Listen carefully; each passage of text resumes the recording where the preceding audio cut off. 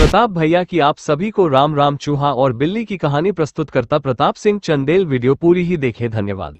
बहुत समय पहले की बात है। एक घने जंगल के किनारे एक छोटा सा गांव बसा था। इस गांव में किसान, बुनकर, कुम्हार और अन्य कई लोग रहते थे। गांव में एक पुराना और बड़ा गोदाम था, जहां गांव के लोग अपने अनाज और अन्य सामान रखते थे। इस गोदाम में बहुत सारे चूहे रहते थे।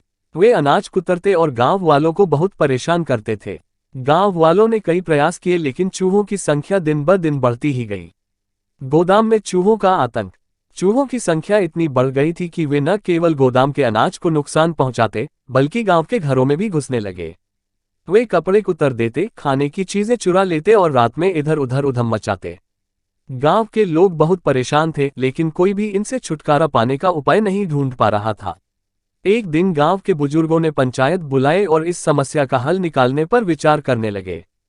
कई सुझाव आए, जैसे जहर डालना, चूहों को पकड़ने के लिए जाल लगाना, लेकिन कोई भी उपाय प्रभावी नहीं लग रहा था। तभी गांव के एक बूढ़े आदमी ने कहा, हमें एक बिल्ली लानी चाहिए। वह इन चूहों को खा जाएगी और हमारी समस्या हल हो जाएगी। गांव वालों को यह विचार अच्छा लगा। उन्होंने पास के शहर से एक बड़ी, तेज और चालाक बिल्ली खरीद ली और उसे गोदाम में छोड़ दिया। बिल्ली का आगमन। बिल्ली के आते ही चूहों में हड़कंप मच गया। वे अब पहले की तरह निश्चिंत होकर इधर उधर दौड़ नहीं सकते थे। बिल्ली एक कुशल शिकारी थी। वह धीरे धीरे चूहों को पकड़कर खाने लगी। जो चूहे बच गए, वे अपने बिलों में छिपने लगे। कुछ दिन में चूहों की संख्या कम हो गई और गांव वाले राहत की सांस लेने लगे। लेकिन चूहों में से एक बहुत चतुर और चालाक चूहा था, जिसका नाम चतुरु था। उसने देखा कि अगर ऐसे ही चलता रहा तो जल्दी ही सभी चूहे मारे जाएंगे। उसने अपने बाकी साथियों को इकट्ठा किया और कहा, हमें इस बिल्ली से बचने का कोई उपाय खोजना होगा, नहीं तो हम सभी मारे जाएंगे। चूहों की सभा। चतुरु ने सभी चूहों को बुलाकर एक सभा बुलाई। उसने कहा, हमें कुछ ऐसा करना होगा जिससे हमें पहले से पता चल जाए कि बिल्ली आ रही है, ताकि हम समय रहते छिप सकें। तभी एक छोटे चूहे ने सुझाव दिया, अगर हम बिल्ली के गले में एक घंटी बांध दें, तो जब भी वह चलेगी, घंटी बजने लगेगी और हमें पहले से चेतावनी मिल जाएगी।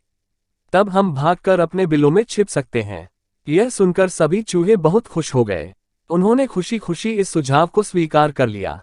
लेकिन फिर एक बूढ़ा चूहा खड़ा हुआ और बोला, योजना तो बहुत अच्छी है, लेकिन यह बताओ कि बिल्ली के गले में घंटी बांधने कौन जाएगा। यह सुनकर सभी चूहे चुप हो गए। कोई भी इतना बहादुर नहीं था कि बिल्ली के पास जाकर उसके गले में घंटी बांध सके। अंत में योजना विफल हो गई और चूहे फिर से डर के साए में जीने लगे। चतुरु की योजना। लेकिन चतुरु हार मानने वालों में से नहीं था। उसने खुद ही एक नई योजना बनाई। वह जानता था कि बिल्ली कितनी चालाक और तेज है, लेकिन वह यह भी जानता था कि कोई भी हमेशा भूखा नहीं रह सकता। एक रात चतुरु ने गोदाम में बचा हुआ पुराना पनीर ढूंढा और उसमें नींद की दवा मिला दी। फिर उसने वह पनीर बिल्ली के पास रख दिया। जब बिल्ली ने वह पनीर खाया तो थोड़ी देर में उसे तेज नींद आ गई। अब चूहों के पास मौका था। चतुरु और उसके कुछ साथियों ने धीरे धीरे बिल्ली के गले में घंटी बांध दी और फिर अपनी अपनी जगह लौट गए। जब बिल्ली सोकर उठी और चलने लगी तो उसकी गर्दन में बंधी घंटी बजने लगी। अब चूहे दूर से ही पहचान लेते कि बिल्ली कहाँ है और जल्दी से अपने बिलों में छिप जाते।